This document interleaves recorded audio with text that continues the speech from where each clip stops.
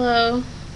I've never talked on this computer thing before. I've never done a blog, a live blog. I don't really understand the relevance of such things. They seem a little silly to me, and yet they do have much truth within their smallness, within their humble being. And as they become more popular in the world, these blogs, these in the moment blogs, the world comes to conform to this to this structure of humbleness and personal confession, personal description of what the world is, and it is done in a humble framework. So it is not many people telling their stories and perspectives of everyday living in a professional and famous Hollywood framework. It is much different than that. Actually, at this point, I believe we need both energies in our world. We need the Hollywood world, and we need the little, I guess, compared to Hollywood, this is organic and small. Again, the word humble comes up, and it is quite true. It's a perspective of the truth, and we create that truth as we go on. And I'm sure the image of these blogs will change in the minds of man and the consciousness of man, and we will look at this differently. We'll look at the computer differently, and we'll look at personal blogging differently. And I don't know where it's gonna go, but I do know that some people believe in the new age and raising consciousness, and indeed we are progressing in many ways in this world quite lately. The invention of electronics is a type of raising of consciousness. The type of consciousness raising that I am more familiar about, however, is energy work, just pure energy without any physical form. And so that's what I'm more familiar with, and I will talk about that because that's what I know. I believe that when enough people come to understand what's going on in the world more, it will raise their consciousness, and that does not mean go higher in the way that to raise consciousness and effectively, I believe you must be integrated and wholesome. Therefore, it is not going higher.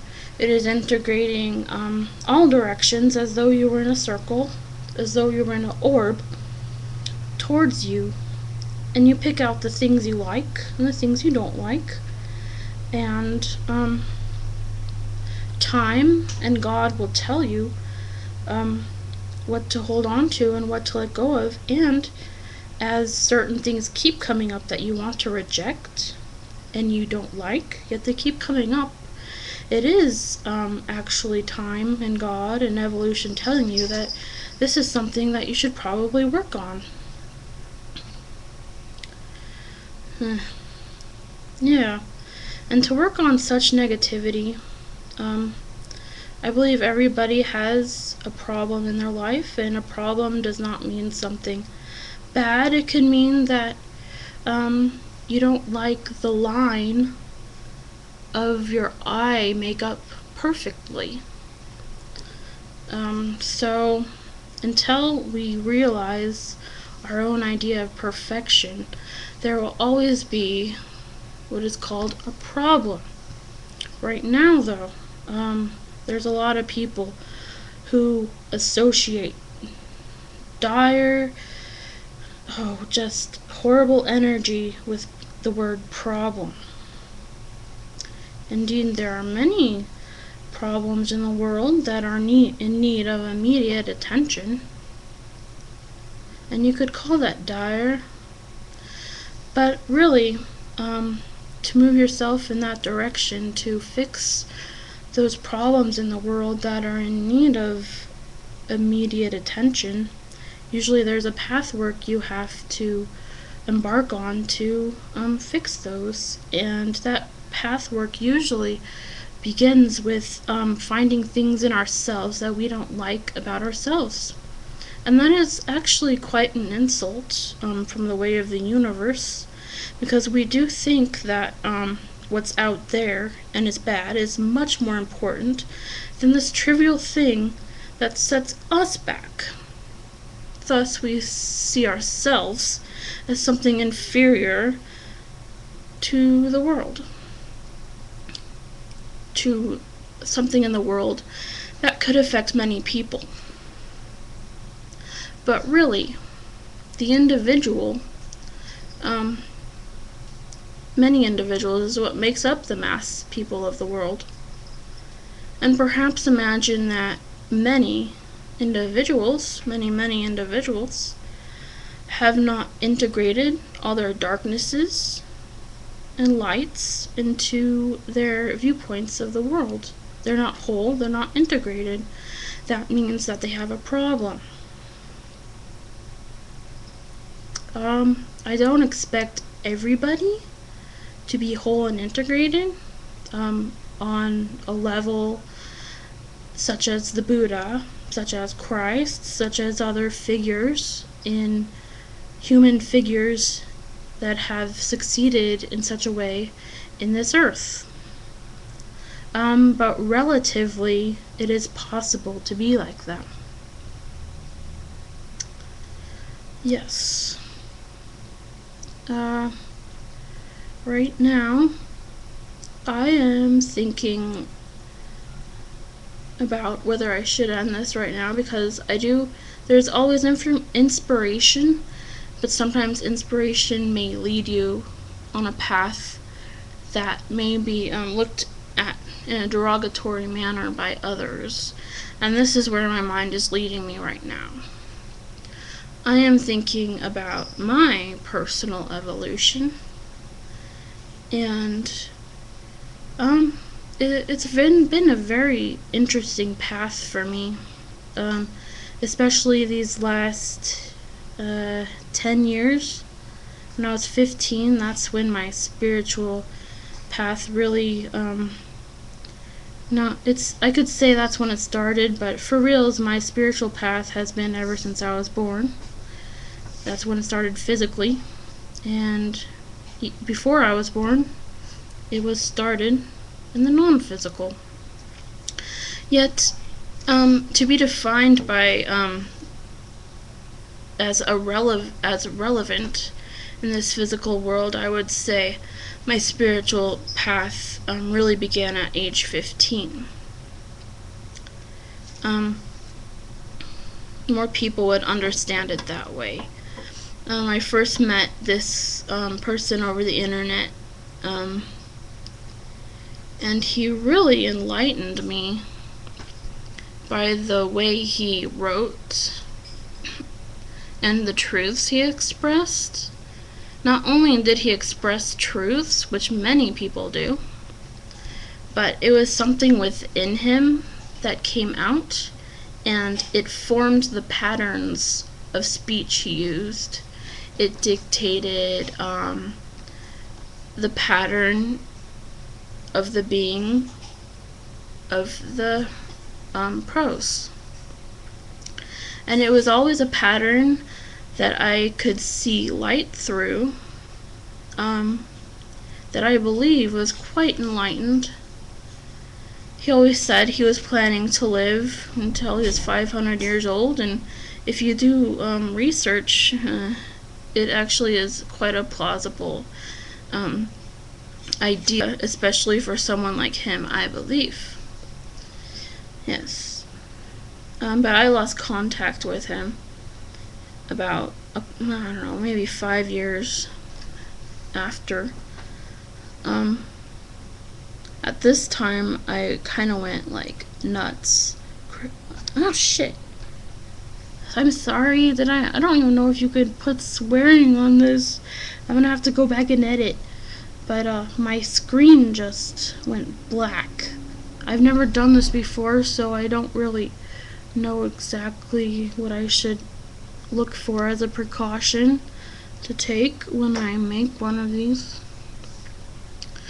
I'm losing weight right now. I used to be 100 pounds, and you may say, oh my gosh, but actually I'm 5 foot, so that's a pretty good weight for me. And I aim to be at that weight in the future. And that's what I'm aiming for. And the aim plus the will I partake in coming towards that aim will actually affect change to come about. If you have an idea in mind and yet you don't use your own will, strength to pursue it, the goal will probably fester in your head, and it'll make you feel like you have a negative life if you don't do anything about it. And you will begin to perhaps think, well, is this goal negative? It's making me feel bad. And yet you will also know that it's a good goal. You'll probably be confused. So really, part of the recipe for becoming happy and fulfilled is actually working towards your goals. And as you progress on the levels of evolution, or that's a derogatory word in that context, you could interpret it as that.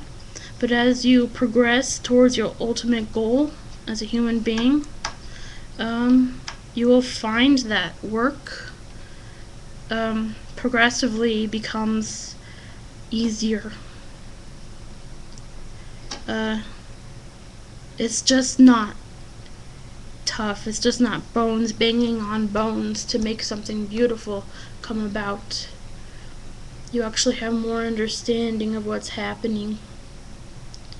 And that's kind of like God, and he kind of affects things as they happen. And God also is the universe. He's everything in the universe. He's the love in the universe. And I believe all existence aims towards love. As love makes one feel good. But when I say love, I don't mean only happiness as in a smile, and happiness as in bouncing around, very happy. Happiness as in following rules, so feeling fulfilled, yet also not quite agreeing with those rules you follow. There's many levels of happiness. At an evolved state, working will be a form of happiness and love. You might not even be at the office, a million years from now. As you evolve, the working energy that we're learning right now will probably become something more enlightened and evolved. Time does pull us forward. Time does evolve us. We are not just stuck here with time going forward and us left behind in one spot. No. We learn stuff every day. And this isn't just stupid learning for no reason. We learn from a standpoint where we started, and we learn new things, just random things, and we integrate those things into our understanding every moment, and we learn better how to react to situations in a way that pleases us. And we don't know everything, so it doesn't always please us perfectly, but we always evolve. I believe that there are some systems, and if you're really